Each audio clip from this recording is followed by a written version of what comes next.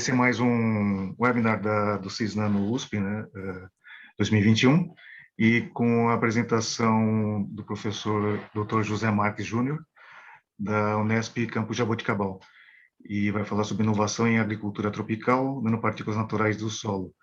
E quem vai fazer a apresentação, passo a palavra ao professor Adilton, para começar a apresentação do palestrante. Por favor. Boa noite a todos. Primeiramente, eu quero começar agradecendo aqui a presença do José Marques, conhecido como Júnior. Tive a honra de conhecer o José Marques há um tempo atrás, pelo seu orientando, Diego, que está presente, que tem sido aí uma pessoa de grande apoio junto ao Parque Tecnológico, e com toda a experiência adquirida no grupo, liderado pelo José Marques, cooperou aí na liderança do Parque, na área de agro. E nós temos visto que esse é um setor que tem crescido bastante. É isso que leva a honra de convidar o José Marques para nos presentear com uma apresentação, falar do que ele tem feito. E acho que, no meu estilo de apresentar, eu não entro nas delinhas lá do Lattes, pode falar de maneira macro. Do Cisnano tem o objetivo de conectar a ciência e a indústria. Como o Oito sempre comenta aqui, o coordenador aqui do Cisnano, a doutora Maria Vitória, vice-coordenadora, e nós, que fazemos parte desse time, buscamos essa cooperação, essa interação. Temos aqui várias reuniões, várias apresentações da indústria, da ciência, que vem da academia, e a presença do Marques aqui é porque, na minha visão, ele é um dos maiores especialistas de ciência do solo, quando a gente observa o número de pessoas que ele tem formado, teses que tem orientado e suas linhas de pesquisa. E a gente sabe que o agro tem demandado muita tecnologia. E o Cisnano é isso. O Cisnano, ela quer encontrar demandas, ela quer conhecer a demanda da indústria, mas quer saber também o que a academia está desenvolvendo. E somos um time aqui na Universidade de São Paulo, em vários campos, e a gente convida especialistas como José Marques. Então, como eu já comentei, José Marques tem um currículo aí, é especializado em engenharia de agronomia, com sua graduação, mestrado, doutorado, professor adjunto na Unesp de Botucatu, desculpa, de Jaboticabal, líder de grupo na formação sobre ciência do solo, tem desenvolvido tecnologia super interessante, envolvendo aí a avaliação, a importância da nanotecnologia no solo e na seleção, na especificidade do solo, principalmente. E eu tenho certeza que o conhecimento dele, o que ele já tem descoberto na ciência, e o seu network com seus egressos, conectado à indústria, representa um time importante para conhecer ou conectar o Cisnano. E esse foi o objetivo. Então, professor José Marques, ou professor Júnior, muito obrigado pela sua presença. É uma honra tê-lo aqui junto ao Cisnano, apresentando todo o seu know-how aí na ciência do solo para nós. Muito obrigado. Passo a palavra aí para o Coito, se você está ainda com microfonia, para fazer as palavras de abertura do Cisnano. Boa noite a todos. Então, eu também reitero as palavras do professor Adilton e os agradecimentos, né, ao professor José Marques por ter aceitado o nosso convite e também a todos os participantes deste webinar, que certamente vão se sentirem engrandecidos, né, pelas inovações na área de agricultura tropical que vai ser apresentada pelo professor. Essa é uma área estratégica para o Brasil e, certamente, eu acredito que o Cisnano tem realmente muito a aprender e muito a contribuir. Então, com essas palavras, eu gostaria de dar início a esta apresentação do professor José Marques. Por favor. Muito obrigado, professor Coic, professor Adilton, né? Em nome do Adilton e do professor Coic, eu saúdo todos os organizadores do Cisnano e dos participantes, e saúdo as pessoas, né, professores, alunos, empresários, enfim, esse público que hoje está aqui nos prestigiando. É um motivo de muita alegria, Adilton, porque há pouco tempo a gente se conheceu e parece que já faz uma longa data. É uma coisa engraçada, né? Uma afinidade assim, de pronto, né? Então, eu te agradeço muitíssimo, muito me honra estar aqui para esse bate-papo com vocês aqui, nesses minutos aqui hoje à noite, né? E eu preparei algo assim, inicialmente muito descontraído, e é mais um bate-papo. Gostaria de dizer assim, de forma bem ampla, o que nós fazemos, não é? O que pode representar tudo isso que a gente faz. É uma área multidisciplinar, realmente muito ampla. Temos aqui em Jaboticabal uma equipe muito grande, desde há muito tempo, há uns 20 anos já, no Grupo SESMI. Nós temos aqui membros participantes de modelagem matemática, do Departamento de Ciências Exatas e Engenharia. Temos parceria muito forte com a Exalc, USP, não é? E temos formado, como o professor Adilton disse, profissionais assim, de altíssimo nível. Isso tem nos deixado muito satisfeitos, sobretudo porque são meninos que iniciam na ciência básica aqui no laboratório. É uma ciência básica, nanopartículas naturais do solo, né? Mineralogia dos solos. E o grande esforço que nós empreendemos ao longo desses anos foi de tentar enxergar a ponta lá na aplicação, né? E temos tido bons resultados interessantes, e eu gostaria de mostrar alguma coisa para vocês aí bem rapidamente, né? Então, eu agradeço mais uma vez aí o grupo. Muito obrigado. É só passar, eu não sei se está no modo show aqui, eu estou dando um comando. Pedir ajuda aos universitários aqui, ele está travado. Peraí, só um minuto. Tem uma setinha. Isso, muito bem. Bom, pessoal, eu gostaria de começar de uma forma alegre e vitoriosa. Acho que esse é o nosso destino, né? Eu amo o meu país, eu adoro o Brasil.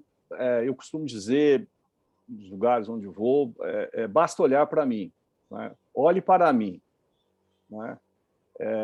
Esse é um país maravilhoso, né?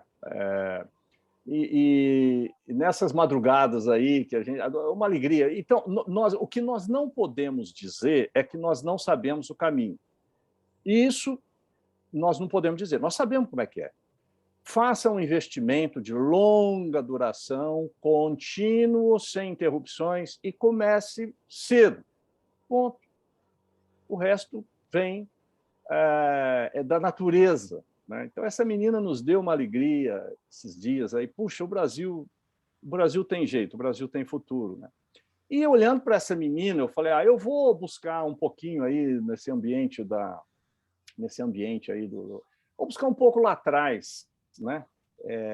Em 2000 e pouco aqui, tem uma tarja aqui em Beijing, na Olimpíada da China, quando os chineses se abriram, os chineses se mostraram ao mundo a que vieram, em termos tecnológicos, em termos como resultado das inovações e da ciência avançada que fizeram ao longo dos últimos 10 anos, 20 anos de investimento científico. Então, sobretudo na área de nanopartículas, né, esse polo aquático, né, que apresentou ao mundo esse tipo de vidro, né, que não molha, uma coisa espetacular. As engenharias, né? Você olha um ninho do pássaro, né, como é que esse negócio fica em pé? Engenharia altamente desenvolvida, né? E quando você vai aí nos documentos indexados, aí a gente realmente pode perceber o que é o investimento quando ele de fato é feito de forma segura em ciência, sobretudo em ciência básica, né? Então, que vocês percebam que nos últimos 10 anos, né, eu peguei até um ano antes da Olimpíada aqui, como foi a projeção de publicação de artigos indexados nos Scopus, né, altamente indexados, como que a China, a partir do ano 2000, ela dá um up em termos de publicação de artigos na área de química. E não só na área de química, nas engenharias ela foi mais longe ainda, né?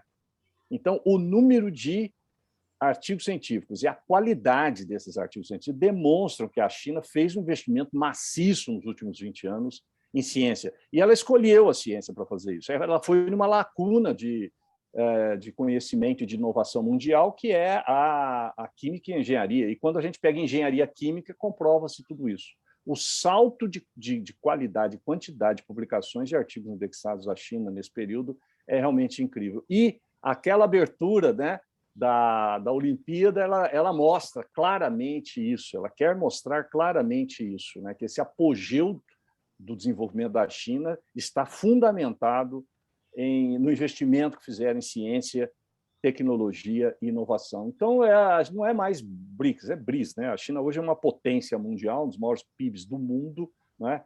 E lembrar que na década de 70 nós estávamos na frente da China, né? Em desenvolvimento científico, inclusive, né? Em PIB, é inacreditável. Né? Aí, a gente dando um pulo para a Olimpíada do Rio de Janeiro, né, 2016, o que nós esperávamos? Bom, eles vão mostrar o quê? O que nós temos de melhor e que fizemos de mais eficiente nos últimos 10 anos, 20 anos no Brasil, em termos tecnológicos, puxa vida. Então, o que me veio de pronto vai mostrar o que fizemos em termos de agricultura, nos tornamos uma potência mundial inegável. Eu tenho pena dos concorrentes internacionais na área de produção de alimentos, os Estados Unidos está enlouquecido. Nos próximos 50 anos, nós vamos assumir o protagonismo aí de produzir 40% dos alimentos que o mundo vai consumir. E, quando a gente olha para o terreno dos últimos 30, 50 anos, o que era os cerrados, sobretudo brasileiros, né? Era inacreditável que nós pudéssemos entrar no cerrado. Né? Ninguém acredita. Na década de 50, ninguém acreditava. Os pesquisadores mundiais falaram não dá para entrar nisso daí. Né? E agora, ver o que nós fizemos, e é uma agricultura tropical, no mundo não existe agricultura tropical avançada que pudéssemos ir lá e aprender. Nós fizemos ciência de alto nível, né? Continuamos fazendo ciência de alto nível. Então, não conseguiríamos se não fosse a ciência. Bom, a surpresa... Então, aqui está, realmente, é um documento da CAPES, o que aconteceu em termos de investimento em ciência a partir do ano 2000, está vendo aqui? Né? Então, olha aqui a medicina e as ciências agrárias. Né? As ciências agrárias foi a segunda que mais evoluiu em termos de resultados de publicações científicas, né? De alto nível. Né? E isso, o que é interessante aqui notar, parece um gráfico simples, mas é gritante, como que a participação das universidades, né? Como que as universidades, quer dizer, esse crescimento na área de ciências médicas e de ciências agrárias, científico, ele foi realizado nas universidades. Eu mostro esse gráfico para os alunos e falo assim, vocês querem saber como é que destrói o carro? Como que faz o carro parar de andar? Ataca a universidade. Se você travar a universidade, para tudo, porque olha aí, eu digo isso em termos de ciências agrárias, em outras áreas não é muito diferente. Então, realmente é um resultado muito importante, não é? Mas também tem um outro que preocupa. Não é? Esse aqui da última revista do Pesquisa FAPESP, da revista da FAPESP, mostrando que, a partir de 2000, olha o que acontece aqui com o investimento público, não é? Em pesquisa e desenvolvimento. Isso é muito preocupante. Isso não contrasta com a fadinha do skate. Não é? Significa que nós sabemos qual é o caminho, mas nós estamos deliberadamente indo para o outro caminho. É intencional isso? É ocasional? Como é que é o negócio? Nós sabemos qual que é o caminho. Né? Então, a fadinha tem muito a nos ensinar para refletirmos um pouco sobre esse gráfico aí. E o que nós vimos na Olimpíada do Rio foi exatamente o contrário, foi uma surpresa. Eles, ao invés de mostrar a agricultura, eles mostraram o meio ambiente, a outra potência da qual nós estamos fadados, aí somos acreditados pelo mundo, né? A potência ambiental conectada com uma conexão tecnológica. Não é? Nós preservamos as florestas, a maior floresta biodiversa do mundo foi com fundamentação científica. Por quê? Porque nós investimos muito em ciência na área de agricultura. Então, a gente costuma falar para os colegas do exterior, é muito comum, né? O Newton da Scala, aí, parceiro aí de viagens. Aí, né? Então, o Brasil é o seguinte, o que nós fizemos lá? Nós pegamos o país, metade do país a gente abriu para a fronteira agrícola e a outra metade do país é mata nativa. Aí eles perguntam, mas como? Aí, as pessoas não dão conta disso. Um país continental, metade é mata. Então, isso é mais um fato que ressalva a qualidade da nossa ciência. né? E temos seguramente,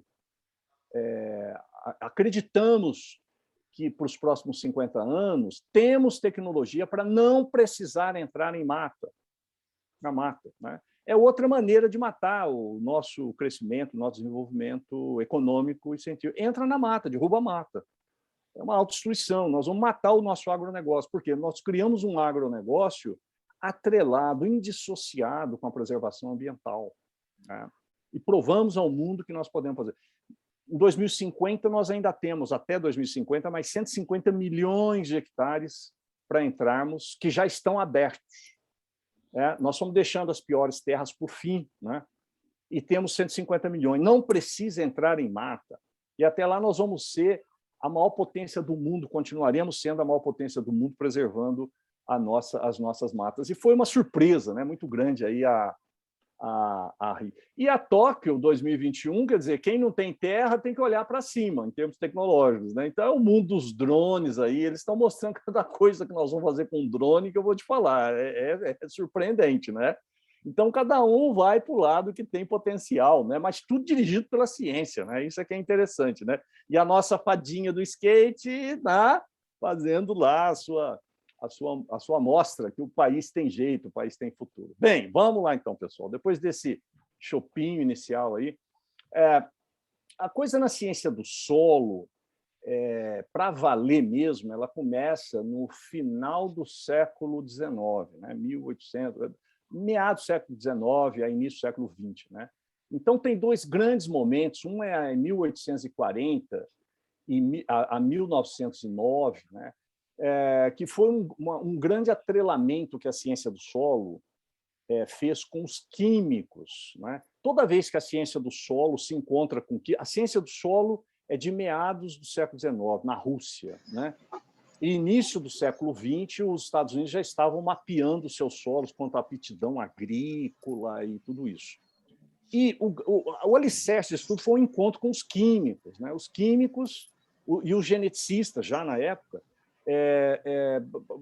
propuseram teorias interessantes, que as plantas absorvem quantidades de nutrientes de forma diferente, quer dizer, quantidades diferentes de nutrientes em épocas diferentes do seu crescimento e desenvolvimento, né? E aí, centenas de milhares de experimentos foram montados nas mais diversas espécies domesticadas para saber quanto que a planta absorve, em que época que ela absorve, não é? Mas, associadamente, também se desenvolveu ferramentas junto com os físicos, não é? Então, toda vez que a ciência do solo ela se encontrou com químicos e ela se encontrou com físicos, deu resultados espetaculares, né? A ciência do solo ela é uma ciência básica por causa disso, né? A base é química, é física, é físico-química, é biologia, é microbiologia, não é?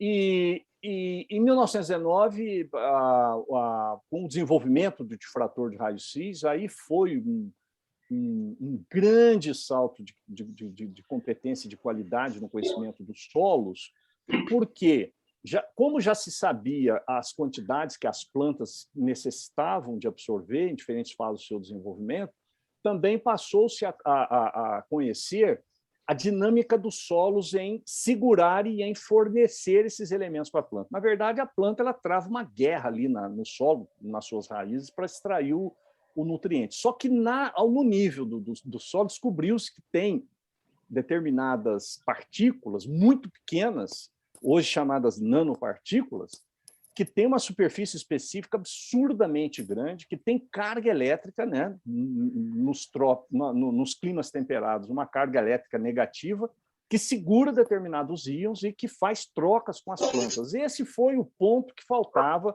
para se estabelecer cálculos, né, de adição de nutrientes para as plantas. Então, o difrator de raiz-x foi muito importante quando se passou a conhecer de forma detalhada as propriedades estruturais das argilas, substituição isomórfica, o tamanho delas, diâmetro médio do cristal, etc., etc. Né? Foi muito importante isso aí. Nós chamamos isso de agricultura, postulamos como agricultura 1.0. Né? A agricultura ligada à ciência do solo 2.0 foi a partir da década de 30, com o advento da eletrônica de equipamentos que permitiu detectar e quantificar esses nutrientes de forma rápida. Então, deu escala, sobretudo depois da Segunda Guerra Mundial, né? A agricultura já planejada, com a Revolução Verde, ampliando largamente em todas as partes do mundo.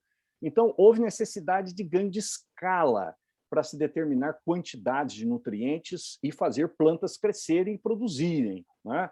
Então, o 2.0 é a instrumentação, a eletrônica, com aí o desenvolvimento de pH-metros, espectrofotômetros, de absorção atômica, etc. Esse foi um grande momento que possibilitou esse avanço na área de ciência do solo. O terceiro, 3.0, aí que nós chamamos, é já com a ideia de captar estas informações de nutrientes do solo, qualidade das argilas, das nanopartículas do solo, a partir dos satélites, né? Então, a partir de 72, começou-se a enxergar o solo nu e vislumbrou-se a possibilidade de identificar as quantidades de nutrientes, qualidade de nanopartículas, de argilas, a partir dos satélites, que teve realmente um sucesso bastante interessante e continua ainda, não é? Agora na agricultura 4.0, com satélites que enxergam até 2 metros de profundidade por sobre árvores, sobre nuvens, uma coisa realmente muito avançada, né? E ainda na década de 80, com a entrada dos computadores rápidos, não é? Dos processadores rápidos, aí permitiu a utilização de um grande número de dados advindos do solo, não é? E possibilidade de fazer modelagens matemáticas, aí mapas de alta precisão, cálculos da variabilidade espacial dos atributos. Um grande avanço foi o processamento rápido dos computadores, que se conectou a essa tecnologia da agricultura 4.0. A agricultura 4.0, que é essa que nós estamos aí em pleno desenvolvimento, aí é a mini... Bom, os sensores foram trazidos para as bancadas, né? Aqueles sensores de ar foram trazidos para as bancadas dos laboratórios com uma precisão, né, assustadora. Então, a soma dessas tecnologias matemáticas, que nós chamamos de pedometria, né? Quer dizer, a metria de análises de solo, associadas a sensores, a possibilidade de fazer um grande número, detectar um grande número de amostras de solo, possibilitou nós fazermos aí os mapas de ultradetalhes e conhecer as nanopartículas do solo em ultradetalhe. Então, esse é um pouco da história aí, do desenvolvimento da ciência do solo. Então, resumidamente, de forma bem resumida, uma planta, ela precisa, para crescer, desenvolver e produzir, ela precisa de 3 coisas. Resumidamente, ela precisa de água, ela precisa de luz e ela precisa de nutrientes. Ponto. Os nutrientes, mais uma vez, né? A planta absorve nutrientes com água, então ela não mastiga, ela toma sopa, né? Então, são esses 3 elementos aí que nós devemos conhecer de forma mais detalhada que possamos. Então, um mapa como esse, na escala de 1 para 250 mil, não é, que um produtor usa a toda hora aí no Brasil, não é, de 3 cores, a cor vermelha indicando uma determinada capacidade de fornecimento de água, luz e nutrientes, e a parte amarela, uma menor capacidade de fornecer água, luz e nutrientes para os solos, né? Então, já denota que o agricultor que trata de forma diferente, não é, o solo com base nessas cores, ou na capacidade do solo em fornecer íons, né, ele tem um sucesso relativamente maior do que se considerar o solo uma única cor, não é? O solo homogêneo. Ocorre que, numa escala mais detalhada, onde supostamente tudo era vermelho, se eu aumentar o número de amostras, eu encontro mais detalhamento dos solos. E esse agricultor que usa este mapa mais detalhado, ele tem um sucesso relativamente maior do que o anterior, porque ele está enxergando coisas, ele está tendo mais elementos para tomar decisões de forma rápida e de forma mais econômica, né? Mas aonde que para isso? Se eu pegar ainda, reduzir mais ainda a escala, né? Aumentar a escala, né? Eu conseguir enxergar o solo de forma mais detalhada. eu preciso de um número de amostras espetacularmente maior, né? É claro que o resultado vai ser muito próximo daqueles que é o desejável, que é conectar, associar aquilo que o detalhamento do solo com o potencial de desenvolvimento genético das plantas. E nós sabemos que uma cana-de-açúcar, por exemplo, não é? O peso genético da produção de açúcar e de álcool é de 30% só. Outros 70% é de responsabilidade de fatores ambientais. Quais? Aqueles que estão no solo, água, luz e nutriente. Então, quanto mais detalhadamente nós conhecemos os solos, obviamente, nós vamos ter possibilidade de possibilitar o desenvolvimento genético das plantas de forma muito mais apropriada, né? Até pouco tempo, antes dos sensores, antes da agricultura 4.0, nós tínhamos uma defasagem aí absurda. Os geneticistas já estavam no mapeamento do genoma de culturas, não é? Nós temos hoje centenas de milhares de variedades, quer dizer, tipos diferentes de cana-de-açúcar com genética diferente, né? Com potencial diferente para a gente perguntar para quê?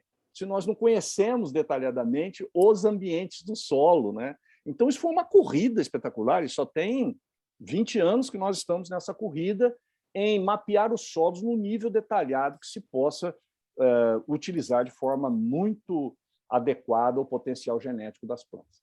Aqui, para nós fazermos aí como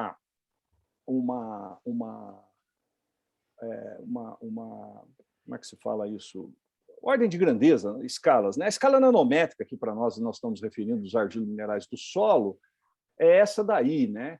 Que vai ali um pouquinho antes de 10 até 90, antes um pouco de 100 nanômetros aí, que tá próximo, aí está entre aí esses bichos aí, e fungos e vírus do solo. É isso que nós estamos chamando de escala nanométrica. Sabemos que tem coisas lá para a esquerda, tem coisas para a direita, mas em termos de argilo-minerais do solo, só para nós acertarmos a língua aqui, tá? É esse espaço aí. Então, vamos lá ver na prática o que seria essa escala nanométrica para nós em ciência do solo. Eu vou apresentar aqui para vocês, está aparecendo aqui no fundinho aqui uma formiga cortadeira, né? Essa formiga cortadeira de 1 centímetro aí, não é? Se nós, comparando com um mineral com aproximadamente 90 nanômetros aí, na fração argila dos solos, né? Para efeito de ordem de grandeza, se nós pegarmos a cabeça da formiga, que seria um grão maior de areia, por exemplo, essa parte amarelinha que aparece no olho da argila aqui, né, seria a nossa partícula nanométrica do solo. É mais ou menos essa a ordem de grandeza, para a gente falar aí a mesma língua, tá, pessoal? Essas são os argilo-minerais aí do solo. Bom, a função desses argilo-minerais, eles estão para o solo assim como o motor está para um carro. Você tem um carro bonito, rodas grandes, lataria grande, chassi maravilhoso, não é? Aí você abre o capô do carro, cadê o motor? Ou não tem motor, ou o motor é pequeno. Não adianta nada. Isso acontece com o solo. A característica das nanopartículas, por serem muito pequenas, superfície específica muito altas, dispersa no meio líquido, cargas elétricas, e agora cargas ou expressões magnéticas. Então, magnetismo e eletricidade são duas das forças da natureza que são expressões naturais dessas nanopartículas do solo, né? Então, é claro que elas ocupam um lugar de destaque nessa engrenagem, e elas é que coordenam toda a engrenagem de funcionamento dos atributos que nós chamamos do solo. Atributos químicos como disponibilidade de nutrientes para as plantas, infiltração de água, potencial de compactação do solo, que vai para a erosão, qualidades físicas do solo. Então, toda a dinâmica do solo, ela ocorre, ela é coordenada pelas reações de superfície que ocorrem no solo. Se chove, reage. Se eu jogo matéria orgânica, reage. Se eu coloco herbicida, reage. Tudo que tem carga e superfície alta vai, obviamente, reagir com o solo por causa dessas argilas que têm superfície específica muito alta. Então, elas são partículas, essas nanopartículas do solo, são partículas que coordenam os processos de trocas de energia do solo, todos eles, 100%. Então, é claro que não é difícil de já entender o que é o ideal, o que é o céu para nós em ciência do solo, é mapear o solo nesta escala das nanopartículas, né? Mas, para isso, a gente precisa de determinados elementos na natureza, na paisagem. Então, aqui, por exemplo, nós estamos vendo que cada posição dela, cada cor dessa daqui significa um tipo de argila que vai condicionar um processo e um comportamento do solo que vai fazê-lo diferente. Nós teremos que mapear estes solos, não é? Estes solos, eles têm limites de precisão, e hoje a gente calcula esse limite de precisão matemática através das modelagens matemáticas, né? Aqui também está indicando que este comportamento, esta variabilidade, ela está ligada à posição do solo na paisagem, não é? Aqui uma área mais convexa é amarelo, uma área côncava é vermelho, uma área linear plana é azul e uma área linear declivosa é verde. Isso está nos indicando, e nós ficamos mais de 20 anos nessa linha de pesquisa, classificando os solos com base na posição. Quer dizer, a posição da paisagem, o relevo, já é um forte indicador do tipo de argila que nós podemos encontrar ali. E daí desencadeia todo um conhecimento, porque essas argilas coordenam, não é, os processos do solo. Assim, nós podemos fazer uma agricultura aquela que seria mais próxima da ideal, né? Vamos dizer assim, né?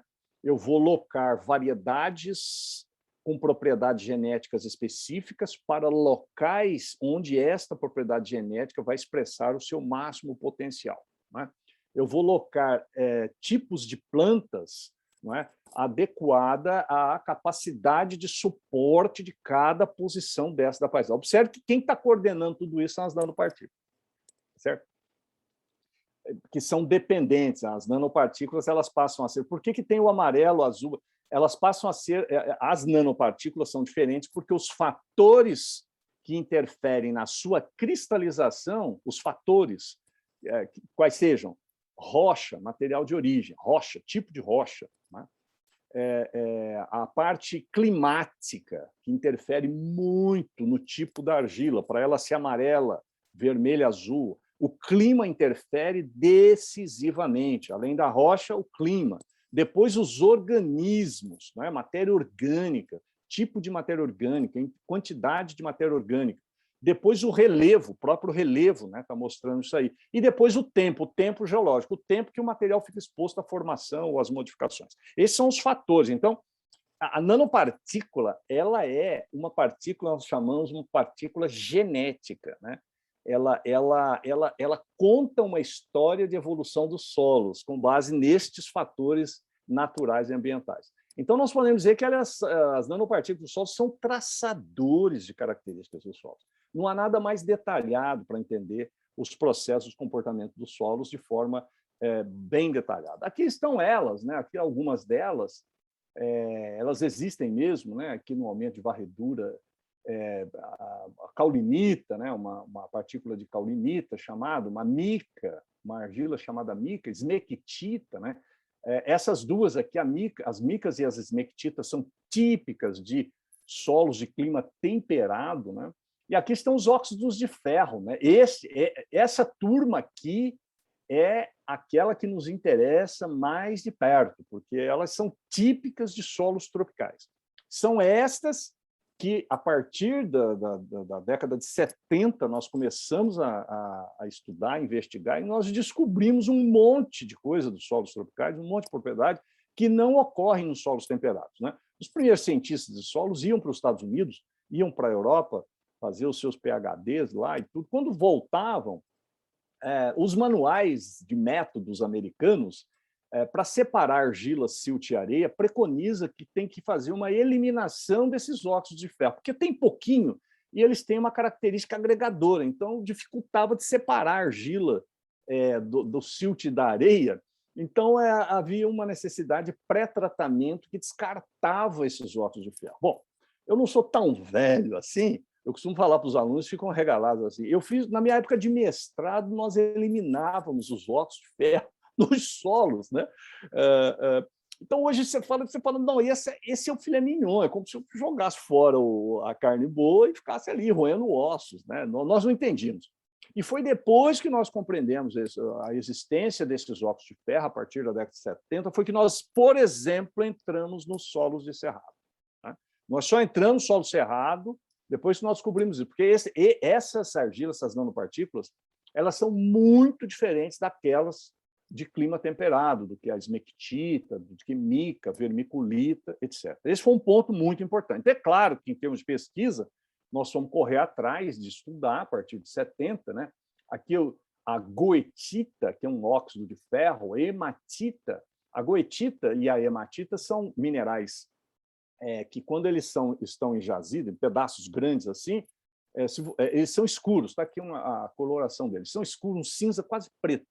E quando a gente moe, torna esse mineral um pó, né, a hematita fica vermelhinha, da cor de sangue. Hema é o nome, né? Hematita, né? Que até o planeta vermelho, Marte, né? A gente já desconfiava quando não sei se foi a Pathfinder, né? Lá que mandou as primeiras informações, os cientistas deliravam. Realmente, ele é vermelho porque tem hematita, é a mesma, né?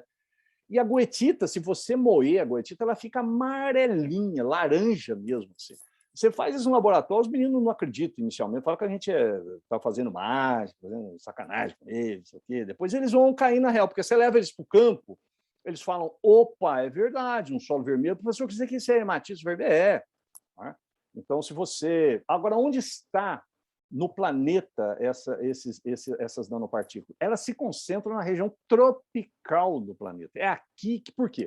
Porque essas nanopartículas são as últimas, são as que ficam, elas são consideradas residuais nos solos que são intemperizados, lavados, né? E nós aqui nos trópicos temos esses solos, os mais velhos do mundo, os mais intemperizados do mundo. Né? Por isso que até 70, até 50, vai, não se acreditava que pudesse fazer agricultura aqui, porque são muito velhos. Você acreditava que você põe o nutriente em cima e ele saia embaixo. Acreditava que não tinha água. Acreditava que tinha um alumínio tóxico. O alumínio é fitotóxico para as plantas. Enfim, era um inferno. Né? Era o quinto dos infernos. Né? Os trópicos condenados, né? Sem nutrientes. Aquela história toda que a gente já conhece. Né? E aí, a partir de 70, a gente veio conhecendo. Tem essa magnetita, então, expressão de cor, essas duas aqui são importantes, tem expressão de cor, elas exprimem cor, elas que dão cor vermelha e cor amarela para o solo. É tão importante que o nosso sistema brasileiro de classificação do solo usa no segundo nível taxonômico, no segundo nível de importância para você reconhecer solo, o nome de cor do solo. Então, é um latossolo, latus profundo, amarelo, latossolo vermelho, amarelo, latossolo roxo, tão vermelho. Tamanha a importância desses óxidos como expressão das propriedades do solo. Depois tem essas outras duas aqui, tem a magnetita e a magnetita. Então, também são dois óxidos de ferro, só que eles são igualmente escuros, pretos. Se você moer, eles continuam pretos. Mas, se você passar um ímã, ele gruda no ímã. Por quê? Porque tem uma propriedade magnética. São magnéticos.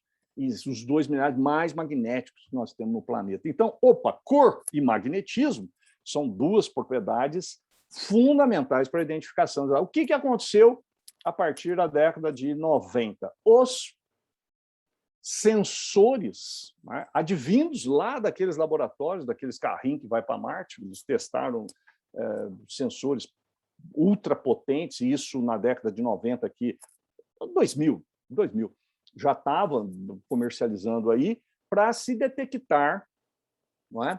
A partir da cor, a partir de técnicas de espectroscopia de reflectância difusa, a gente identifica e quantifica a hematita e a goetita, e a partir de sensores magnéticos, magnetômetros potentes, a gente identifica e quantifica a magnetita e a magnetita. Ora, sensor, eu posso instalar no drone, né? O Japão lá está nos falando que dá certo. Então, magnetismo e cor, esse aqui é um magnetômetro, não é?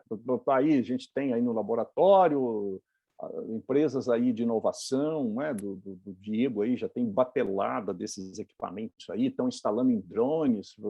Ele pode, você pode, e ele é um sensor proximal, você tem que aproximar a amostra dele, né? Ou ele dá a amostra, você pode instalar no drone, ele vai em posições previamente demarcadas no grid e detecta aí. Esse é um espectrofotômetro de reflectância difusa, né, cor, né, os impulsos de luz são transformados em impulsos eletrônicos, aí trilhões de números para fazer matemáticas e detecta quantidades de ultraprecisão, né? Então, vocês percebem que só agora, até estes sensores, era só difração de raio-x, né? O parque de equipamentos brasileiros, de equipamento de raio-x para solo, tudo caindo aos pedaços, é muito caro, demanda especialistas, e esses sensores reativou essa área da ciência, né? E possibilitou nós fazermos mapas ultra detalhados. Esse aqui também por a fluorescência de raio-x, nós temos bastante hoje, né? E agora eu dizia assim, vou tomar um shopping, agora é a hora do shopping. Agora é o bom, vamos lá. Alguns experimentos em escalas aí, em áreas piloto, né, escalas de até 1.000 hectares, vamos dizer assim. Né? Nós começamos as nossas pesquisas, pessoal, em áreas de 1 hectare, né? 1 hectare. E hoje nós temos mapeado 13 milhões de hectares, na mesma tecnologia. Né? Então, nós temos muita segurança, e quando a gente mostra esses mapas, sempre aferidos pelo padrão, pela técnica padrão ouro, que nós chamamos. No caso aqui, o teor de argila, aqui não o tipo de argila, aqui é o teor, a quantidade de argila que tem no solo. Né? Esse é o observado no laboratório, isso aqui é uma área de 700 hectares, observem que aqui no vermelho os teores de argila são muito altos, e eles vão gradando para teores menores, até arenoso aqui no mais amarelinho. Né? Isso pelo método convencional de laboratório. Para vocês terem uma ideia, esse método se baseia no modelo matemático de um físico do final do século XIX, 1886, não é? Um fisiquinho que calculou, eu falo fisiquinho para provocar o Newton na escala, desculpem, né? Que calculou a velocidade de descida de uma partícula de argila dentro de uma proveta de 1.000 ml. Né? E até hoje nós usamos esse princípio, tá certo? O processo de absorção de nutrientes pelas partes. Até hoje nós usamos esse princípio. Bom, aqui, então, o mapa na mesma área, só que a argila calculada pela expressão magnética delas, nas mesmas amostras. Eu captei a expressão magnética, entro no modelo matemático e faço o mapa. É idêntico. Aqui, no espectroscopia do VIS e do VIS-NIR, quer dizer, são mapas muito parecidos. Né?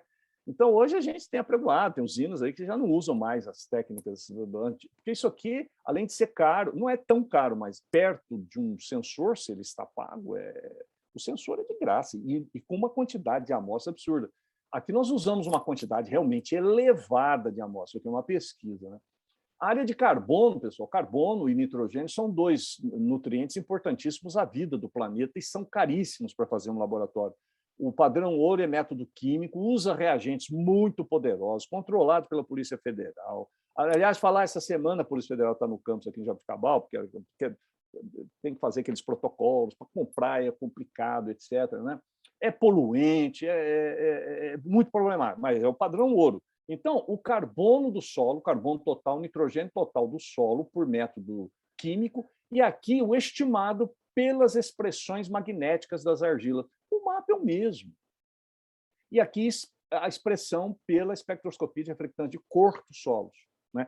Isso por que nós conseguimos essa precisão do mapa? Por quê? Porque as argilas que coordenam a absorção e desorção de carbono e nitrogênio e o comportamento das argilas, elas são aquelas que têm expressão de cor e expressão magnética. Tá certo? E a precisão é muito alta, sobretudo porque nós usamos um número muito alto de amostras. Aqui, herbicidas. Né? Herbicida hoje, numa lavoura, pessoal, é um produto químico, uma molécula que a gente usa para matar a planta que ataca a planta principal. Se a gente não matar essa planta, e ela nasce naturalmente no solo, né? Se a gente não matar essa planta, ela não deixa, ela compete com água, nutriente e luz com a planta principal. E a produtividade cai mesmo. Não se pensa hoje ainda. Eu provoco os alunos, falo, vocês precisam pesquisar uma molécula que não seja, sei lá, tão química, tão... E é complicado, ela lixivia, vai para o lençol. O cuidado que se tem é em relação à vida média da molécula, né? Essa molécula não pode estar nos alimentos. Se tivesse, nós teríamos problemas, já teríamos detectado problemas seríssimos, né? Bom, enfim, e ela sozinha responde média de 15% a 25% do custo da produção de algumas culturas. É muito caro. Se você não... Bom, esse mapa aqui é o mapa da quantidade de herbicida recomendado pelo fabricante. 1 litro por hectare, numa área de 700 hectares. Então, quer dizer, você vai espalhar um... Só que ali você tem variabilidade de tipos de argila, né? Então, quando você calcula, a gente calcula aqui, por suscetibilidade magnética, está vendo aqui? As classes de suscetibilidade magnética e utiliza estas classes de suscetibilidade magnética para estimar a litragem. Então, você percebe que vai de 0,2 a 1 litro. Olha aqui o mapa para distribuição. E você conecta esse mapa hoje no drone e ele vai e joga a quantidade de herbicida. Isso aí, as usinas estão fazendo isso aí já, né? Ele joga a quantidade certinha de herbicida. Então, a economia é fantástica. Sobretudo, o meio ambiente também agrada, né? Tudo que vai na direção da economia agrada o meio ambiente, né? Sobretudo. Então, hoje, tem usinas aí complexos, né? Nós temos aí um grande projeto, é a maior do mundo aí em área contínua, né? Num grupo que tem toda a área, são 130 mil hectares, mapeado a suscetibilidade, essas argilas mapeadas e toda a calibração sendo feita para herbicida, para aqui metais no solo. Isso aqui metais, então a gente sabe aí que o boro, o cobre, o molibdênio, o zinco são nutrientes micro, né? Quer dizer, os seres vivos precisam de pequenas quantidades, mas em doses um pouco maiores do que um determinado nível passa a ser tóxico e é problemático em grandes quantidades. Bom, os órgãos ambientais, CETESB, tal, do Brasil inteiro, vão em cima, têm os seus índices de tolerância para determinados elementos no solo e as empresas têm que ficar monitorando o seu solo, etc. A análise padrão é química, é muito caro, é complicado fazer, é poluente, o resíduo laboratório, etc. Nós testamos aqui. Este aqui é bário, numa área de 1.000 hectares, bário pelo padrão ouro do laboratório, numa área de 1.000 hectares. Aqui, bário nas mesmas amostras preditas pela suscetibilidade magnética, pela expressão da nanopartícula do solo. É o mesmo mapa, pessoal. Quanto custa esse, quanto custa esse? Esse daqui é o predito pela espectroscopia de reflectância difusa. Esse aqui, pela expressão de hematita e guetita, esse aqui pela expressão de magnetita e magnetita. Por que dá tão certo? Porque bário é um íon que tem carga e que reage, obviamente, com as partículas nanométricas de ferro do solo. A mesma coisa para cobalto, para molibdênio, nós temos aí uma série de fósforo, que é o elemento fundamental, importantíssimo, não é? Aqui nós temos um mapa de argilas, não é? Aqui um mapa de fósforo adsorvido, né? O fósforo que está grudado na nanopartícula, não é? A gente calcula isso, não é? Por leis de Langmuir e Freundlich, tá aí os físicos de novo, né? A gente usa largamente esses modelos matemáticos. E aqui o mapa só da magnetita, né? Esse artigo tem uma anotação aí do lado, pessoal, que vocês podem mirar o celular aí. Depois, se alguém não pegou, eu esqueci de mostrar. Vocês podem pegar o artigo publicado aí nas revistas, viu? Então, esse experimento, a gente tem um orgulho grande dele, porque nós fomos, no nosso laboratório aqui, o SESB, nós conseguimos ser... Porque é o seguinte, a magnetita, ela era muito associada à hematita, né? E a gente calculava a hematita sabendo que tinha uma porcentagem de magnetita, mas como não tem um padrão para separar, a gente elegantemente, né, aquelas coisas de elegância na ciência, a gente entendia que pudesse ser o teor de hematita, mas sabíamos que tinha um problema. Nós conseguimos reparar isso daí. É uma alegria muito grande, esses meninos aí, um menino nosso aí, nordestino, por isso que eu falo, né? Voltou aí do seu PhD e conseguiu essa proeza. Publicou numa revista muito importante, isso daí é um motivo de grande alegria para a gente. Então, tem um impacto aí científico bacana aí, né?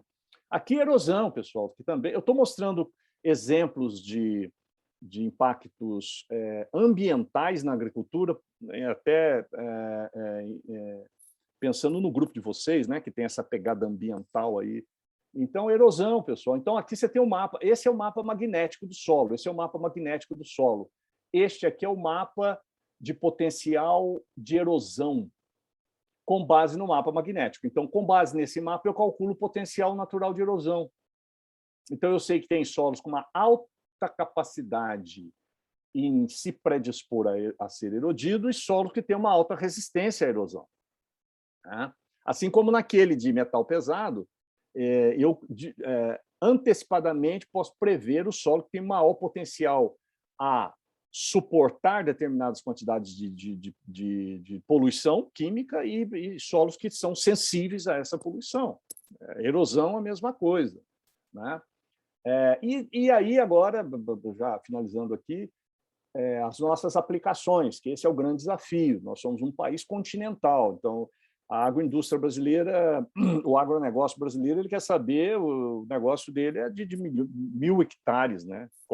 Qualquer as coisas acima de 5.000, 10.000 hectares, tá bom para eles. Então, esse é um grande experimento que nós fizemos aí com recursos da FAPESP, CAP, CNPq, um projeto, o último nosso grande projeto. Nós coletamos amostras em São Paulo, né? Cada ponto desse é uma amostra que foi coletada num espaço de 50 quilômetros, de 10 a 50 quilômetros, né?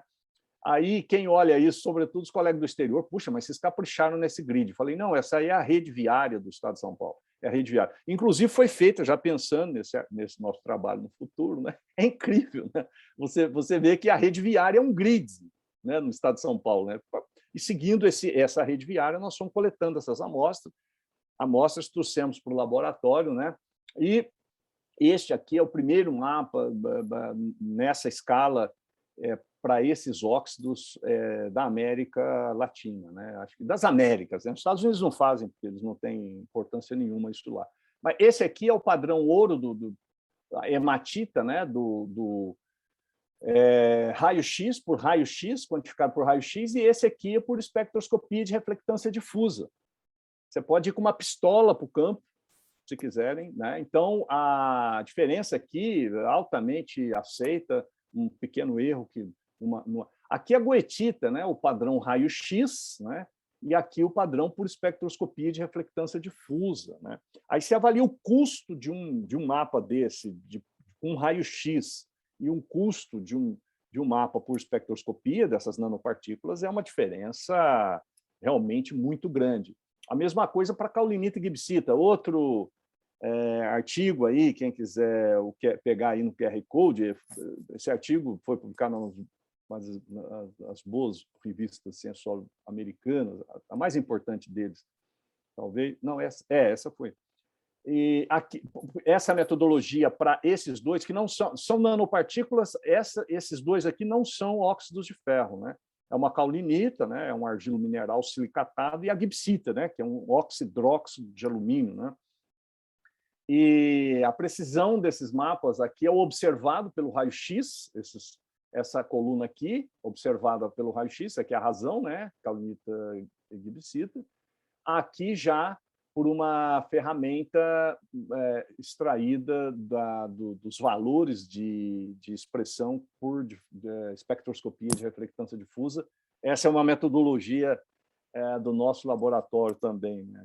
Eu falo isso com esses meninos, eu fico pensando na fadinha do skate, né? Meu Deus do céu.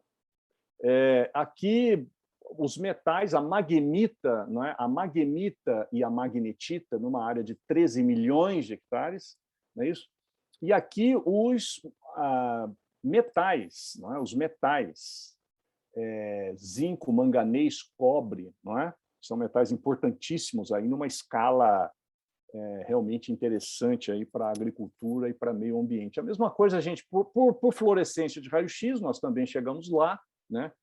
As nanopartículas de caulinita e gibicita, por dados de fluorescência de raio-x, que também dá.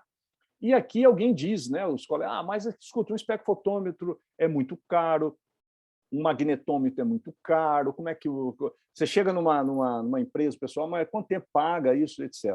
Isso aqui foi uma brincadeira, né? Nós temos aí os geniais, os meninos, né?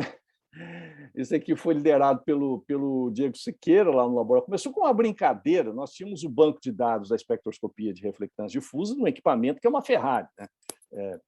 E o colega, o aluno da doutorado, pega uma caixa de sapato, põe uma luz lá, pega um celular e começa a fotografar as mesmas amostras, né?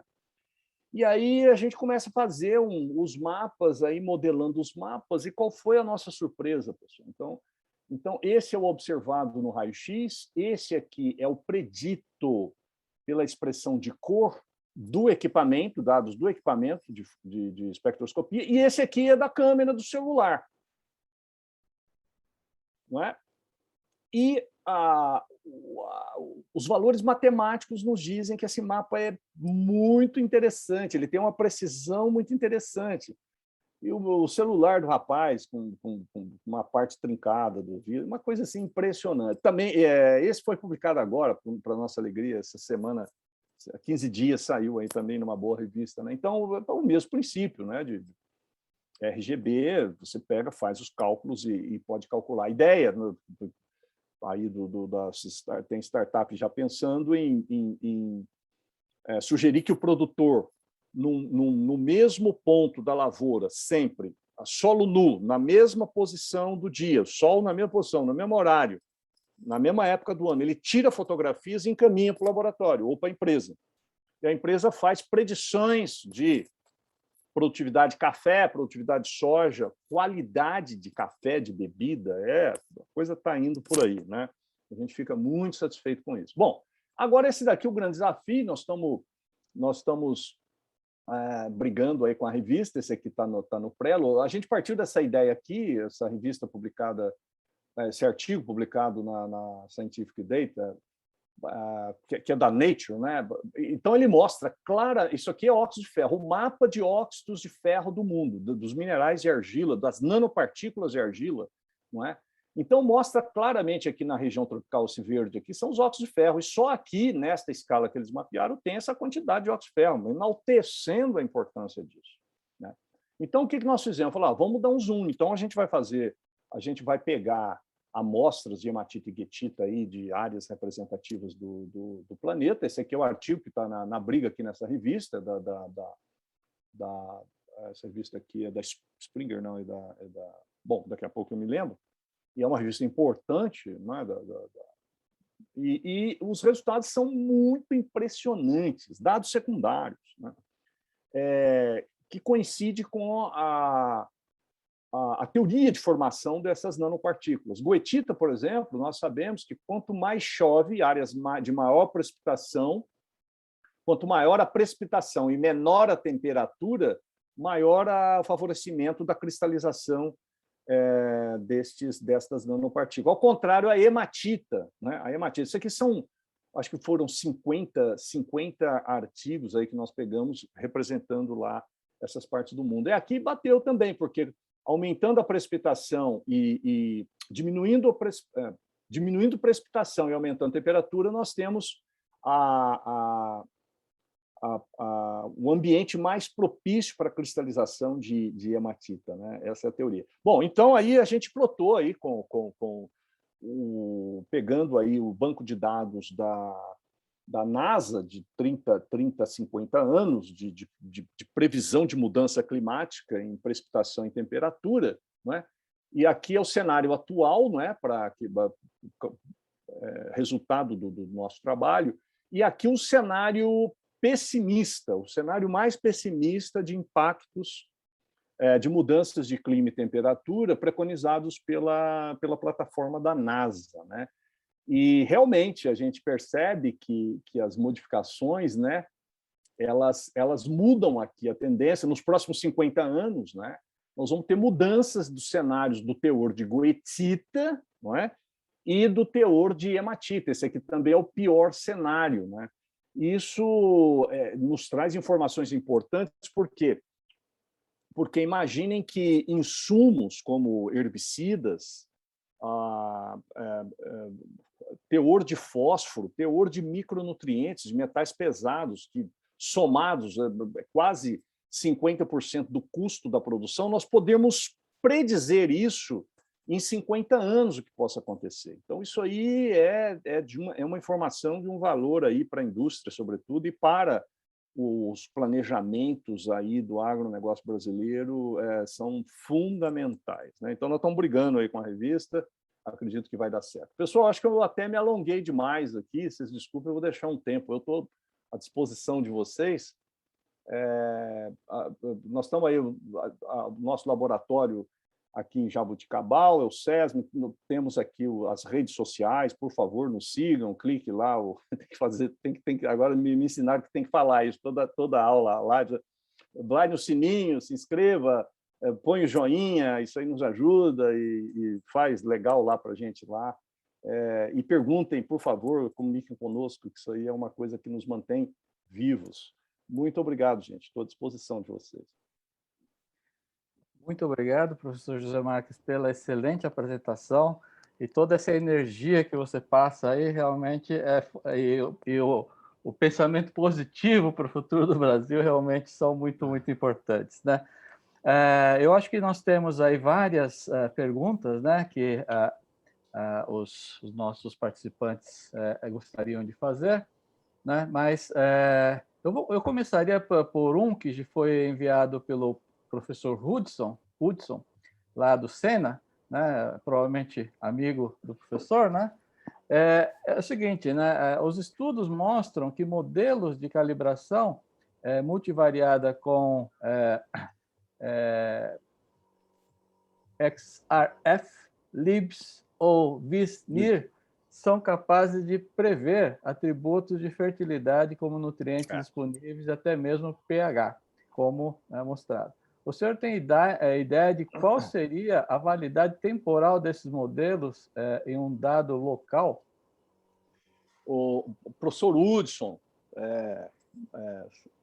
nosso parceiro, inclusive, um dos exemplos, um dos trabalhos que nós mostramos em parceria com o professor Hudson, né?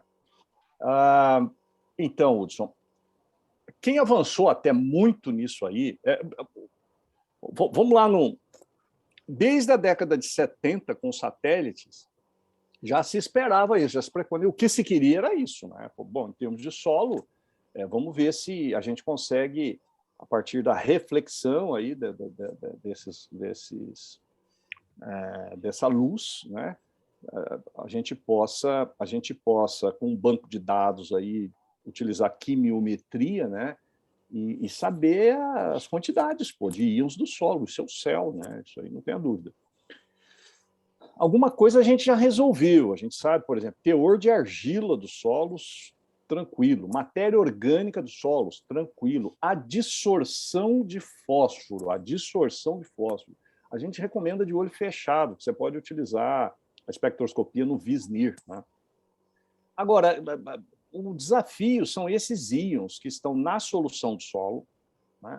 Que estão ali, cálcio, magnésio, fósforo, micronutrientes, não é?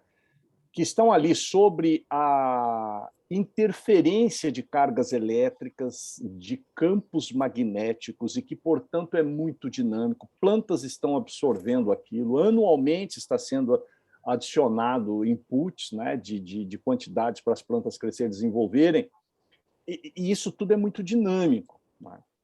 Eu sei que o professor Hudson, que é um dos maiores especialistas nessa área do Brasil, ele tem grande expectativa, não é, de, em muito pouco tempo, se conseguir resultados positivos.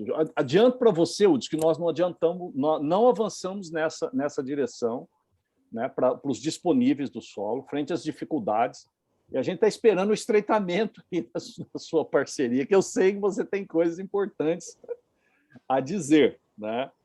Então, não, nós não avançamos, Hudson, ainda para os disponíveis. Acreditamos em um potencial, temos lá a ideia de realmente das limitações da técnica, né? Das limitações.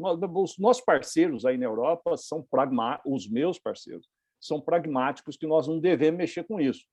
O que eles falam, mas já tem os extratores, tem mais de... Desde o final do século XIX está desenvolvendo extrator, né, químico para planta, não sei o quê, isso é muito barato, tem escala, não sei o quê, para que vai mexer com isso? É que esse pessoal é da química, eles não sabem aí. Quando esse pessoal vem no Brasil, a gente leva ele no Cerrado, eles passam a entender o que nós estamos falando, né? Em termos de amplitude, né, de coisas, viu, Hudson? Agora, quem quiser, se o Diego Siqueira tiver por aí, o Diego Siqueira é um grande especialista nisso. Eu sei que ele tem um banco de dados lá, se ele quiser falar alguma coisa, Diego, pode ficar à vontade aí, viu? Não sei se ele está aí, o Diego. Bem, mas enfim. Júnior, só dar parabéns, eu assino embaixo do que você falou. A gente tem só que lembrar que a matriz solo, vou pegar a parte da engenharia de materiais, né? Você fez um link tão legal do ninho do pássaro. É fácil a gente pegar o que é a composição de uma viga, o que é a composição de um carro, o que é a composição de uma cadeira, mas quando a gente vem para a composição da matriz mineralógica, qualquer solo do planeta Terra, ele é 4 itens: ar, água, matéria orgânica e minerais. E quando a gente entra para ver quais são as eficácias dessas tecnologias para identificar o que é coisa orgânica e inorgânica, às vezes existe algumas complexidades, né? Então, eu concordo com o que você colocou, Júnior. Professor Hudson, muito obrigado, um abraço, viu? Obrigado aí pela presença aí. Nós precisamos nos encontrar aí mais rápido. Professor Hudson, tem mais uma outra pergunta. Se você quiser abrir o microfone, Hudson, por favor. Professor Goethe, obrigado. Júnior, muito obrigado. Tudo bem? Tudo bom, obrigado. Muito obrigado. Júnior, você mencionou o desafio que foi implementar a agricultura no Cerrado brasileiro. E aí, a minha pergunta é: o quão parecida é a savana africana com o Cerrado brasileiro? E, se for parecido, você acha que os desafios que eles vão ter lá são os mesmos que nós tivemos aqui? E, nesse caso, eles representariam competição para a gente, né? Hudson, a pergunta, obrigado, muito, muito interessante, e essa pergunta é o ponto. Né?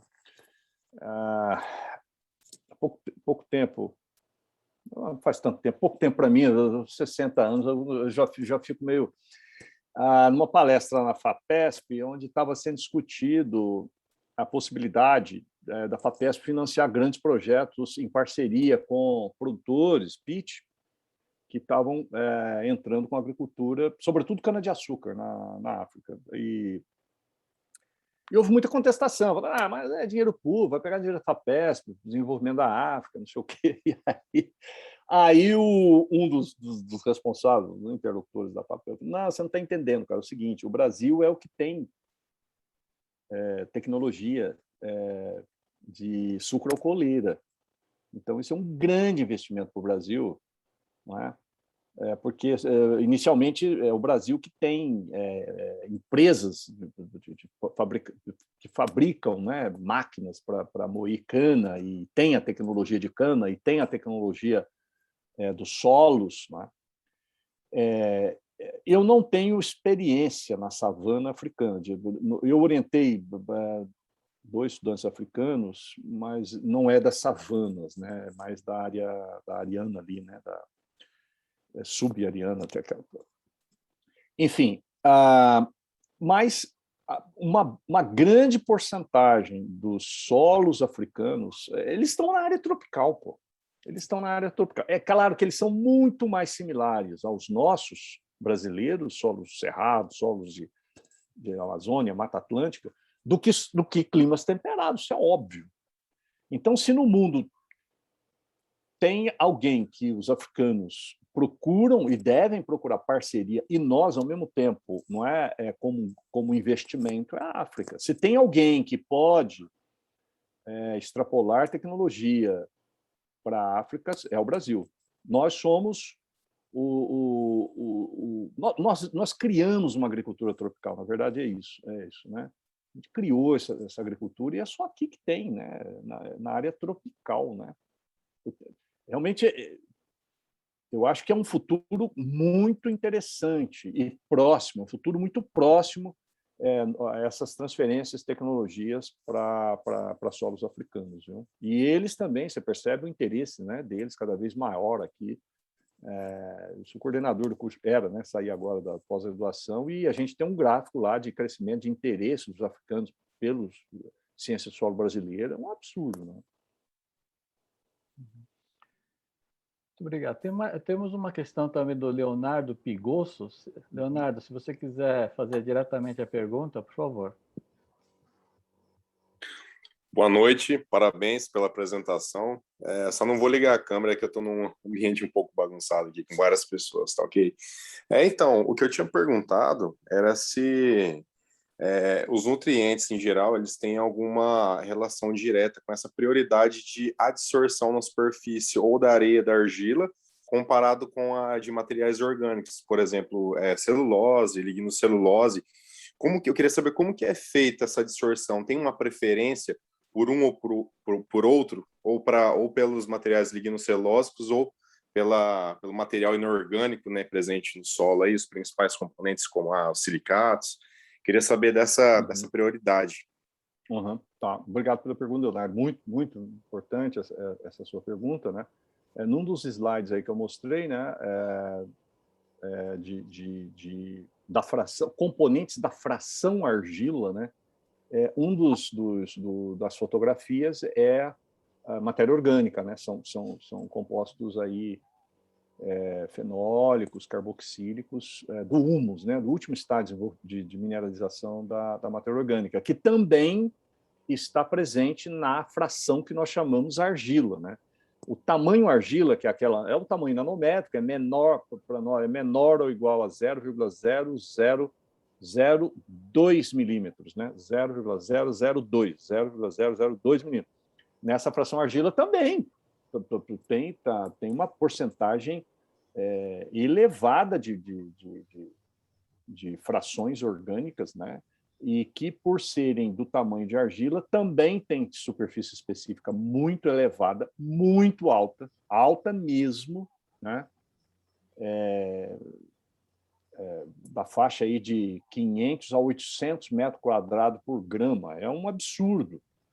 Você imaginar a superfície disso, você pega um tubinho de tenaz, aquele tubinho de cola tenaz, sabe aquele tubinho? Você enche aquilo lá de humus, de tamanho de argila, né?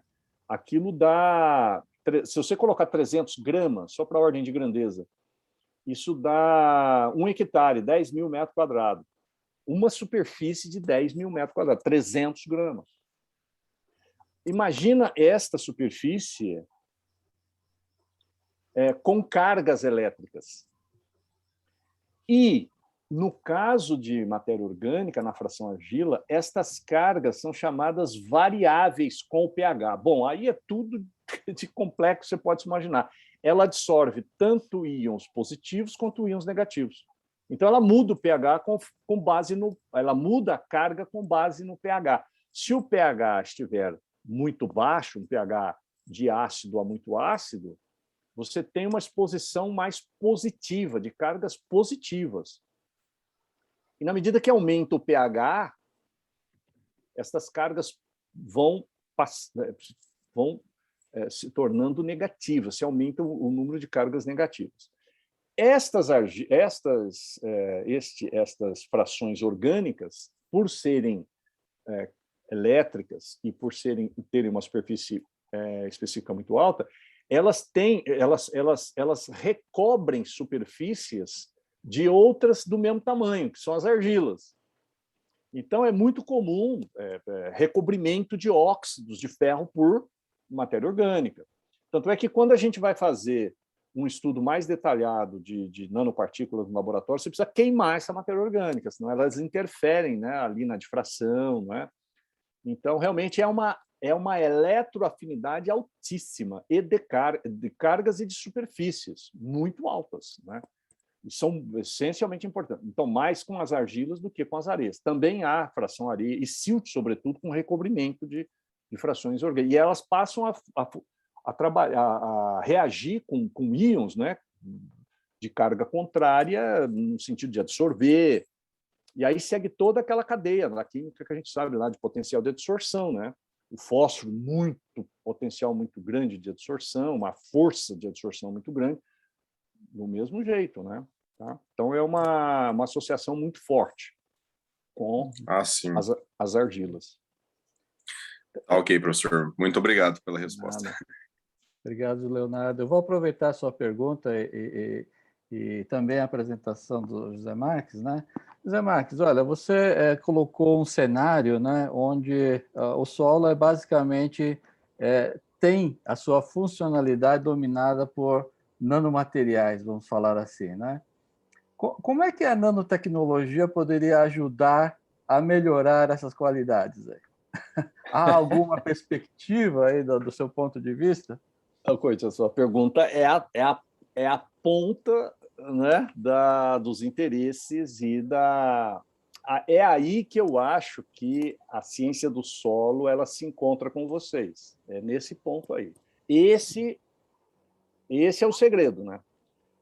A gente tem aí uma parceria, né, com o pessoal lá da USP, eu não sei se elas estão... Bom, enfim, eu não consigo ver aqui. Fizemos alguns testes, eu sei que esses materiais sintéticos de nanopartículas, né, é uma esperança, é uma expectativa, não é, de melhorar as respostas dos solos. Não é? Se eu consigo uma nanopartícula com uma superfície muito alta, e eu sei que no processo de fabricação dela você pode colocar coisas ali, né? Você pode colocar elementos químicos, por exemplo, né? Você pode colocar fósforo, pode colocar cálcio, magnésio. Há algumas experiências aí na Europa, nos Estados Unidos, muito bem sucedidas. Inclusive já tem startups, não é? Que no processo de fabricação da nanopartícula ele coloca moléculas de herbicidas. E eles fazem uma pulverização e eles têm um ganho de até 70% na eficiência do herbicida. Imagina o que é isso. Né?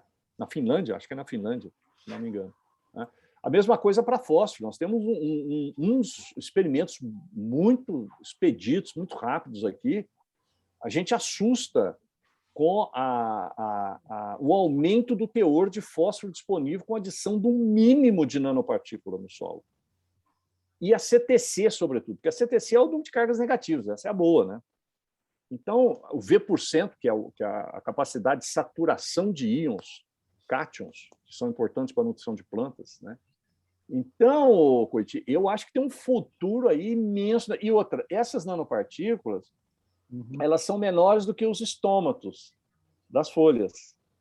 Então, existe toda uma série de práticas agronômicas que a gente adiciona coisas pela folha, que vai de herbicidas a íons, a nutrientes. Né? Então, imagina a eficiência disso. Né? E tem alguns experimentos importantes de algumas universidades no exterior. No Brasil também já tem bastante experimentos de avaliar, porque o que a gente precisa é fornecer a quantidade certa na época certa de nutrientes para as plantas. Né? O processo de absorção pela folha ele é muito mais eficiente do que pelas raízes. Né? Agora, o que acontece dentro da planta, é que é interessante, aí as pesquisas é que vão dizer, né? A que prazo esses materiais, essas nanopartículas, o que acontece com elas dentro da planta, né? Elas vão se degradar, a que momento que ela libera essa molécula ou esse íon, né? Eu vejo um grande futuro nisso, porque a gente costuma dizer assim, no Brasil, as plantas precisam de água, luz e nutrientes para crescer. No Brasil, nós temos luz e água, nutrientes nós não temos. Nós somos grandes importadores de nutrientes. E um país que quer ser quer produzir 40% dos alimentos que o mundo vai utilizar em 2050, não pode se dar o luxo de ser dependente de nutrientes. Fósforo é um deles. Nós temos aí a grande reserva de Marrocos, né? Uma outra dos Estados Unidos que nem começou ainda, imagina, né? Na China, mas são jazidas que têm um fim calculado, um fim próximo. E nós temos que começar a utilizar mais racionalmente, de maneira mais eficiente, esses íons, né? Então, eu vejo, Coit, um grande futuro nisso. É aí que acho que a engenharia, a química, a física se encontra com a ciência do solo para um outro grande ciclo de sucesso, né? Como foi lá no início do século passado, né? Poxa, muito obrigado. Realmente é muito animador essa perspectiva. E acho que nesse sentido, o Daniel Fontes tem uma pergunta também, se você quiser abrir aí o microfone, Daniel, seria bem interessante. Alô? Bem, então eu vou ler a pergunta dele, né? O Daniel Fontes pergunta: como você vê a utilização de agrominerais silicatados em relação à tipologia das argilas presentes no solo? E ele diz que viu alguns materiais, né, comentando a respeito da utilização do SI, não sei exatamente o que é isso, né, para o rejuvenescimento de solo. A longo prazo, esses agrominerais podem promover essa melhora na qualidade do solo? Essa é uma pergunta muito legal. Obrigado, viu, Daniel, pela pergunta. Também é outra fronteira na área de ciência do solo, né? Uma outra fronteira importantíssima, porque não é que nós não temos os nutrientes, nós temos nutrientes aí para nos tornarmos autossuficientes aí por alguns anos, sei lá quantos, mas só que esses nutrientes eles estão presentes em minerais primários, né? Da rocha, e não estão prontamente disponíveis para ser absorvidos pelas plantas. Esses nutrientes, para serem absorvidos pelas plantas, eles precisam estar disponíveis, quer dizer, eles precisam estar fora da estrutura cristalina do mineral, né? Na forma iônica, né? Cálcio 2+, magnésio 2+, potássio mais, fósforo negativo, enxofre é negativo, nitrogênio é negativo, né? Então, o que é necessário? Então, o que se tem feito? Né? Você pega rochas que são ricas em minerais primários, que são ricos em íons, como potássio, fósforo, nitratos, etc. Então, a gente moe a rocha e transforma essa rocha em pó, com partículas bem pequenas, aumenta a superfície específica e joga sobre o solo. Então, as condições mais ácidas do solo atacam esse mineral primário, né? E os minerais primários eles têm resistências a serem quebrados diferentes. Uns são muito duros, outros são medianamente duros e outros são muito facilmente intemperizáveis, que nós chamamos, né?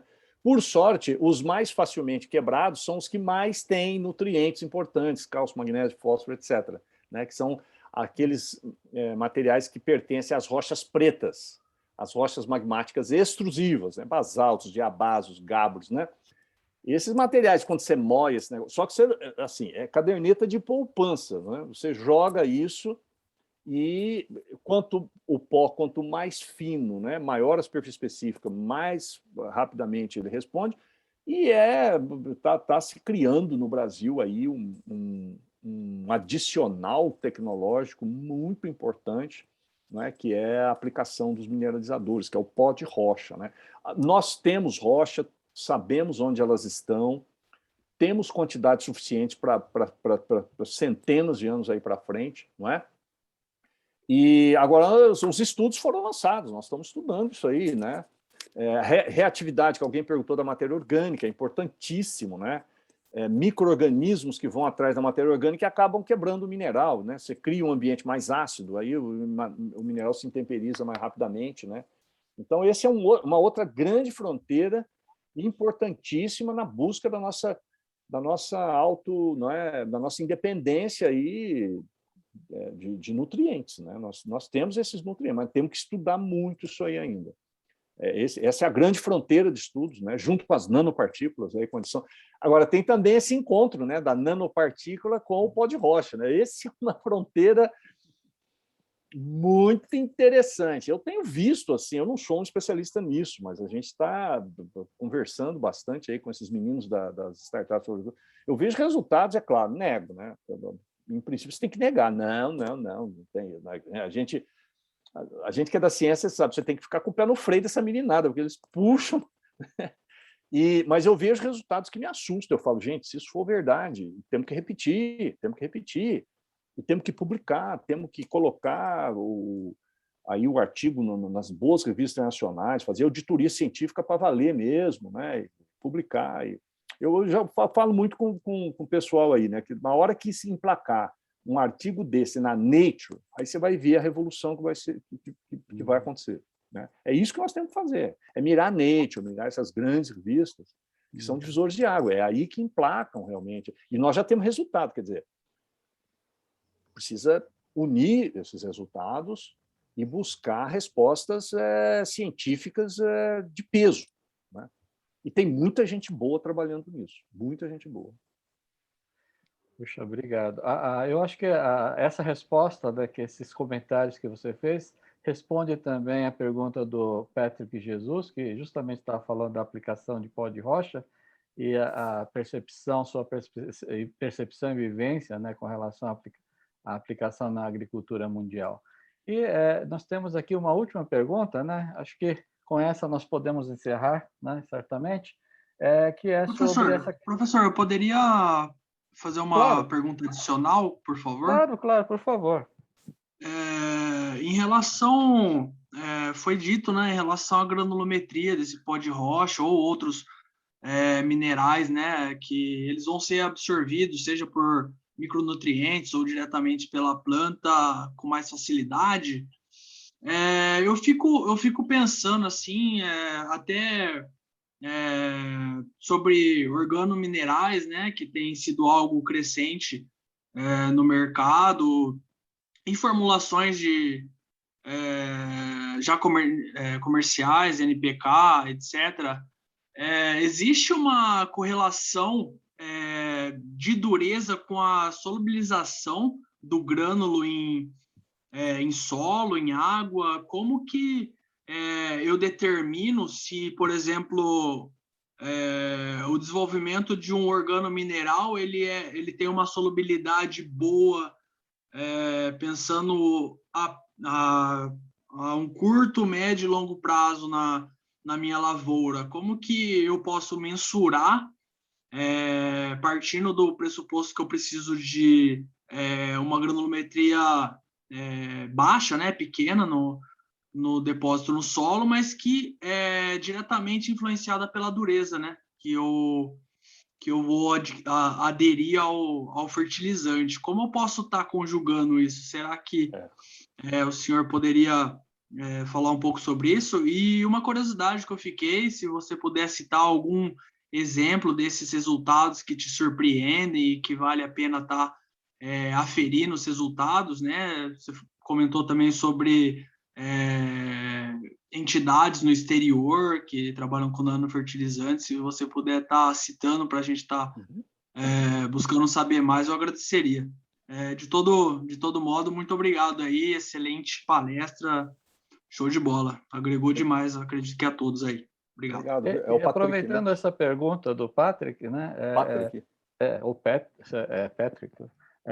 Gostaria de pedir também que você falasse aí sobre o desenvolvimento dos nanofertilizantes no Brasil, já que o tema foi colocado, né? E temos uma pergunta do professor Gregoire aqui. Bom, gente, é o seguinte, eu tenho alguns experimentos, mas eu puxo para o meu lado, né, em termos de caracterização da nanopartícula, nos equipamentos, né, utilizo os magnetômetros, utilizo as técnicas de espectroscopia de reflectância difusa, da fluorescência de raio-x, são todos os equipamentos necessários, mínimos, raio-x, obviamente, né.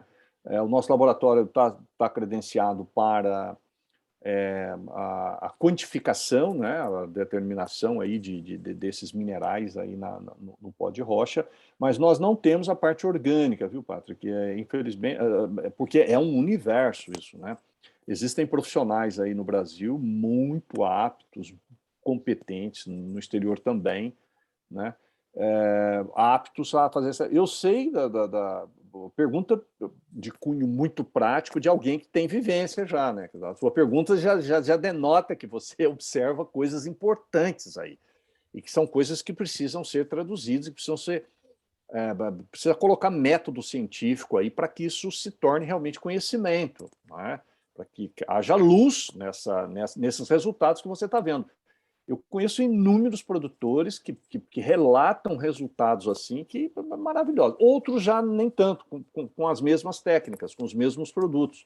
É claro que é devido à diferença de reatividade, né, dos solos. Nós temos nanopartículas diferentes quantidades de hematita, relação caulinita-gibicita, e tudo isso reflete em resultados diferentes. Por isso que nós precisamos pesquisar. Agora, que os experimentos sinalizam que isso tem um potencial muito grande, não tenha dúvida, viu? Não tenha dúvida. E eu sugiro, Patrick, que você procure na internet revistas, não é? Revistas científicas boas, não é? Para você fazer uma coleção, uma coletânea de artigos. Isso está saindo todo dia, assim, em quantidades muito grandes, né? Mas só que, às vezes, é só na área de organominerais, uma hora é só na área de mineralogia, outra hora é só na área de pó de rocha, uma hora está misturando tudo isso. Quer dizer, você vai ter que ter uma paciência, né, de selecionar esses artigos, procurar conversar com as pessoas, com os cientistas aí que estão trabalhando com isso, porque isso tudo está muito no começo, tá? Eu tenho alguns resultados lá que eu não me atrevo a comentá-los, porque são coisas ainda muito iniciantes. O que eu sei, assim, a ciência básica tem que caracterizar o material. A mineralogia é a base para você entender, não é, tudo o que vai acontecer nas adições que você colocar no solo, né? Você conhecer a mineralogia, você conhecer a nanopartícula profundamente, você conhecer as partículas orgânicas, não é? Esse é um universo que está em aberto para a ciência, viu, Patrick? Não sei se o Diego Siqueira, se quiser se prontificar a falar algumas experiências aí, né? Diga, meu parceiro lá do laboratório. Júnior, eu não vou me atrever também. O que eu acredito, e eu falo também durante as minhas palestras, semana passada eu estava no bate-papo com o Alisson Paulinelli, fundador da Embrapa. Ele é candidato a prêmio Nobel. Exatamente. E ele trouxe na sua fala duas coisas muito simples. O que fez o Brasil despontar em termos de agricultura foi a desburocratização para que as coisas pudessem ser feitas, principalmente a conexão entre instituições e laboratórios, que inclusive essa atualmente nós chamamos de ODS 17 da ONU. E eu não sei por que, por alguns motivos, nós insistimos em caminhos burocráticos. E outra questão que o Alisson muito bem colocou foi entender os solos tropicais. Hoje, entender as nanopartículas dos solos é falar sobre serviços ecossistêmicos. Eu até achei que quando fizeram uma pergunta para o Júnior, ele ia lembrar de um livro que ele me deu. Já estou na página 30, Júnior, estou devorando o livro. Há muito tempo atrás, grande parte dos nossos ancestrais, a nossa matriz genética, assim como tem a matriz genética dos solos, a nossa matriz genética descende dos africanos. E eles faziam a feijoada com os miúdos. Hoje, quem não gosta de feijoada, né? Na década de 80, nós jogávamos os óxidos de ferro fora. Até hoje, quando nós damos algumas palestras, essas pessoas falam, mas óxidos de ferro em solos tropicais não tem sentido. E exatamente é isso que vai fazer, Júnior, as várias fadinhas ganharem não só a medalha de prata, mas ganharem também outras Olimpíadas, seja no Japão ou seja na França em 2024. É entender a nanopartícula da natureza. A questão é que a natureza se especializou em fazer serviços ecossistêmicos de nanopartículas. Para fabricar 1 centímetro de solo demora 500 anos. Quando você sabe a rocha certa e você sabe qual a tipologia certa da partícula do solo, alguns trabalhos mostram que não é necessário 500 anos. Talvez com alguns meses você consegue melhorar realmente a questão do solo. Isso sim é agricultura regenerativa. Puxa vida, muito obrigado, Diego, muito obrigado, José Marques. Eu tenho certeza que nós temos aí muitas perguntas a mais, né? Muitas perguntas super interessantes, mas devido ao avançar do horário, né? Acho que nós ficamos por aqui. Eu agradeço muitíssimo, José Marques, por essa palestra maravilhosa, né? Mostrando o que nós temos aí de realmente interessante aqui no Brasil, em termos de solo, em termos de agricultura, né?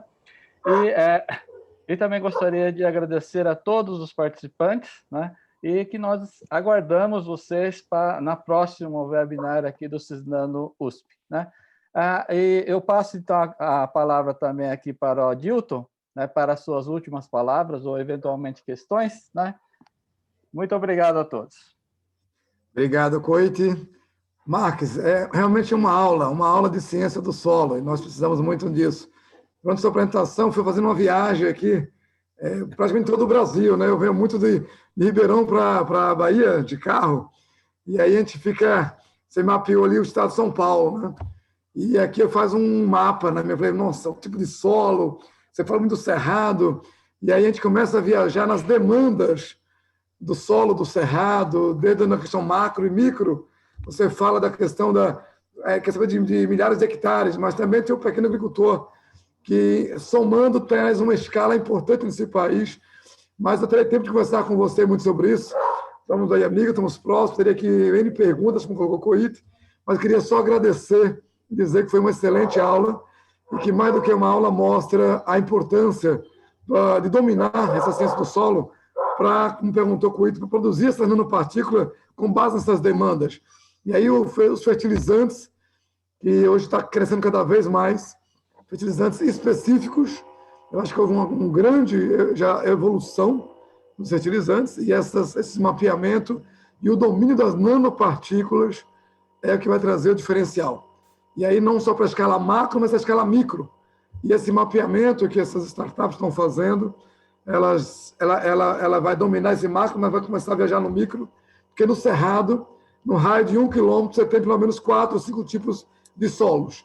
E isso é diferente se você olha o Brasil, e eu tenho certeza que isso vai trazer um diferencial muito grande. Aí sim, nanotecnologia na veia, porque não é só o ser humano na alimentação, é os animais que vai gerar proteína animal que tem que alimentar o mundo, vão dominar isso aí. Mas conversaremos sobre isso depois. Muito obrigado, José Marques, obrigado aí também a todos presentes. Diego, mais uma vez, é uma alegria ver você aqui e todos os colegas. Muito obrigado. Obrigado, Coite. Muito obrigado a todos. Boa noite a todos e até a próxima webinar aqui do Cisnano USP. Obrigado.